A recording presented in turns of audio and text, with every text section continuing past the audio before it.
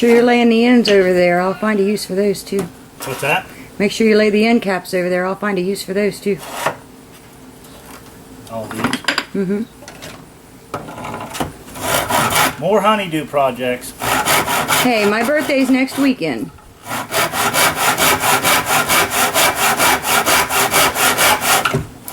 After 13 years of marriage, guys, the best word you can say is yes, dear. So, what do you say now that we've been married 14 years?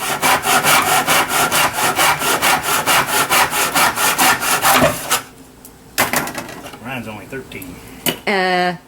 We were married in June. Ryan was born in October, honey. For every year he is, we've been married an extra year. I love you. We'll edit that out.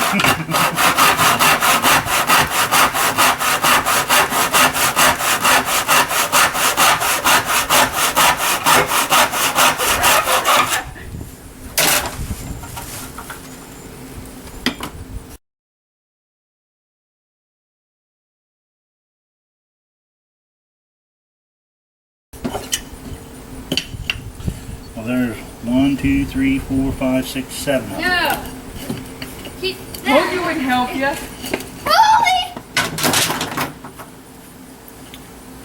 Usually, when I can, I use Cat's Cradle's little trick Put it down. and cut my plastic so I can cover my jars. And I've got my nice little box. But recently we have acquired jars that didn't come in a box, and I'm canning a lot more than I have boxes for, and some of the boxes get tore up. So the hillbilly is making me wooden crates for my canning jars.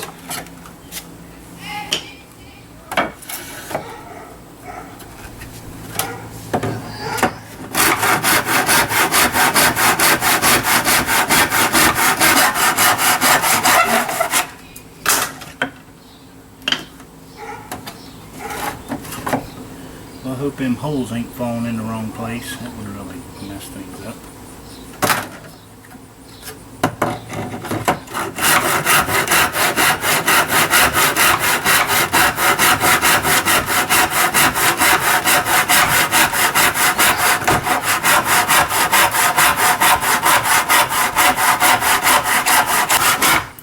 By the way, that buddy of mine that gave me the paint also has a compound miter saw that we could be using. But I need to get into shape because you never know when you might have to do it out power.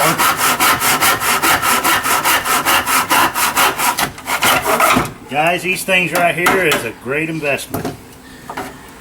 I think these things are under 20 bucks or 15 or $16 for a miter box saw, hand saw, and these little hold downs and this thing here. And I'll tell you, I've done a lot of stuff with them to make good square cuts. And I mean, you can make bevels this way, angles, 45s, 22s, 90s. They're really worth the money you pay for them. These chunks of oak that we got, there's a big stack of them my dad got from somewhere. And I mean, there's a stack of them probably this high by this big as well, as long as these are like this.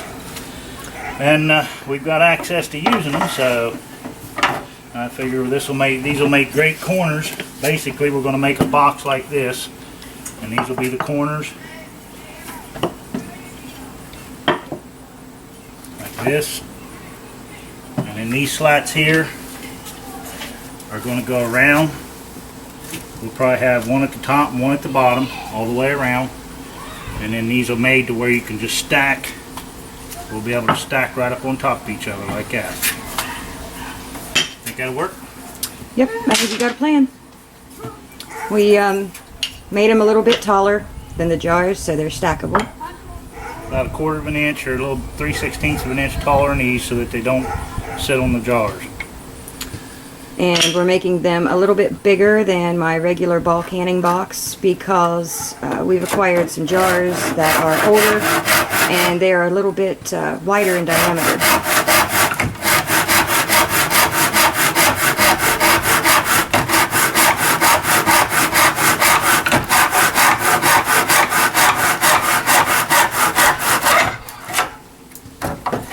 So with his muscle and me standing here smiling at him, we'll get it done. Just a little bit of elbow grease. Ain't nothing to it but to do it. This thing right here really makes it nice. Set you up a jig, and that way you don't have to measure nothing. Just throw them in, cut them off. Once I get all these cut, I'll set up a jig for these. Well, these need to be about 16 inches long, and they're about 36 or 38 right now. I don't know. We may just cut them in half. I'll have to see what that'll work out to. That would be the smartest idea. That would be the smartest. Like I said, a little bit of extra room.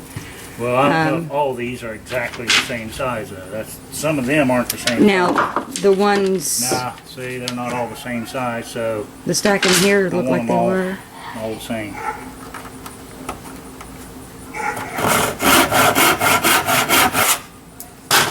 Do we want to make pint ones or just use these ones for the quart inch pints? Just use them that way.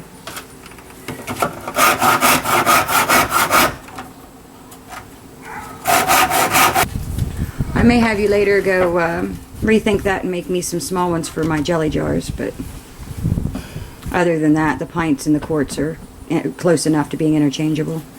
I mean, got 1, 2, 3, 4, 5, 6, 7, 8, 9. This will make 10. You want to do a dozen of them? That's fine. That'll get me started. Okay.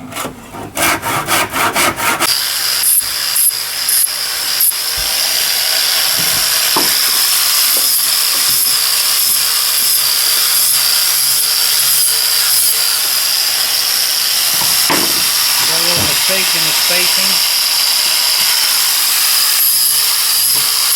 That'll get corrected.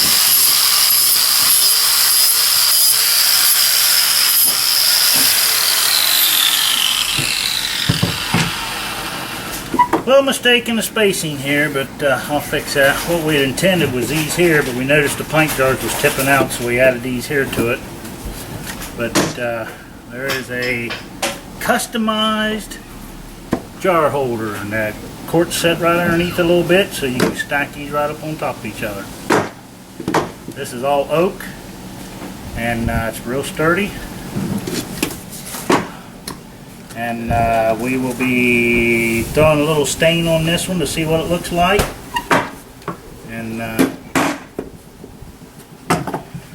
and give you a little shot of that. You got anything?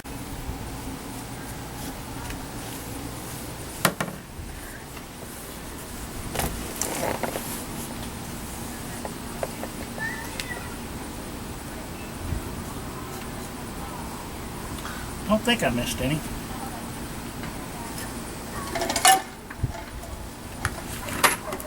Well, there's one. Now I just need 99 more. How many? 99. This one only took me about 20 hours. Right. This is honey oak stain.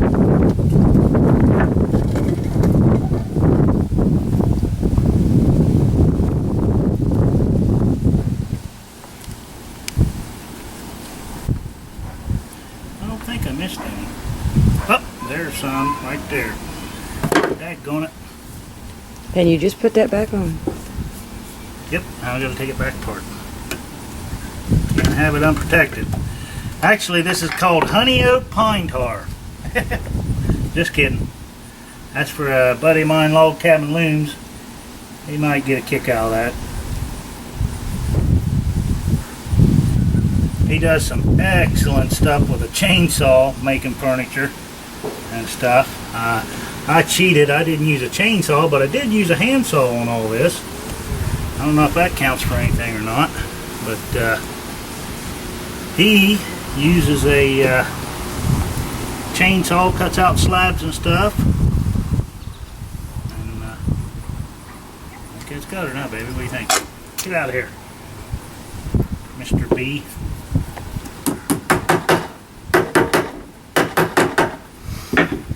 Okay, I think that's it. What do you think? I think it's good.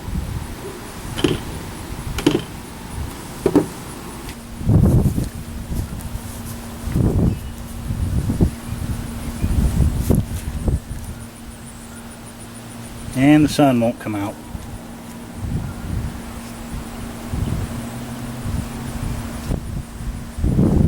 Yeah, but if the sun was out, that would be a pretty hot job.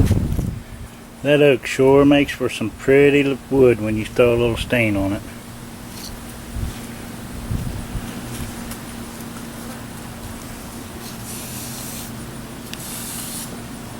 Seen a little spot there I didn't like.